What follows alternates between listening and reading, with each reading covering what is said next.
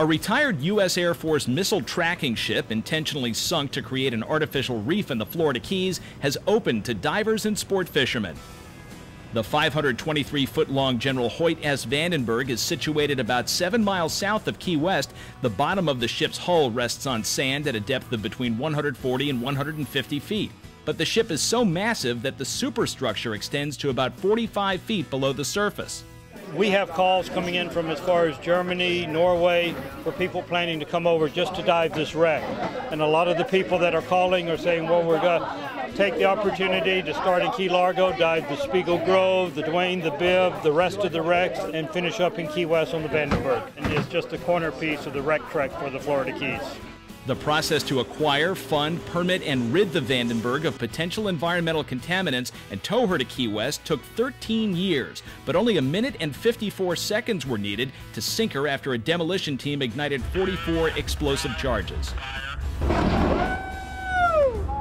It was a pretty cool experience. We waited for it for a long time, and we think this is really going to be a home run for both our environment and our economy down here. This is good business. And at the same time, we're taking pressure off our natural reef.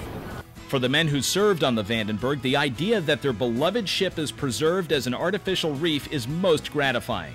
Turning it into a reef for fishing and for diving and things is a positive outcome. Its sister went to the boneyard in Taiwan in about 84, 85 and was broken up and turned into razor blades and small toys and stuff like that. So this is a much better fate. Before it was retired in 1983, the Vandenberg tracked the U.S. space program's launches off Cape Canaveral. It also served in the Pacific, monitoring U.S. defense missile test launches and eavesdropping on Russian missile launches during the Cold War. It helped win the Cold War. I mean, it fought as hard as anybody else. It was the data collecting business, but the data we collected on American missiles and the data we collected on Russian missiles all fed into the great balance of terror and mutual assured destruction thing that was a part of the Cold War. But now students and instructors at Florida Keys Community College will collect data on the Vandenberg as it evolves into a marine ecosystem in the Florida Keys National Marine Sanctuary. The marine life grows on the wreck and the little fish come, the big fish and little fish and just like that.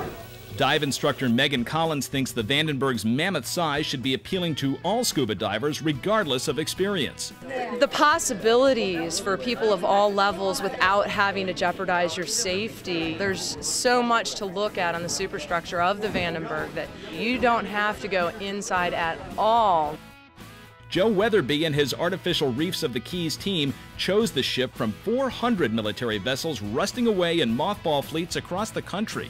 I think it's exactly what we planned it to be. I think it's the world's best wreck dive. In Key West, I'm Ezra Marcus for Keys Travel Vision.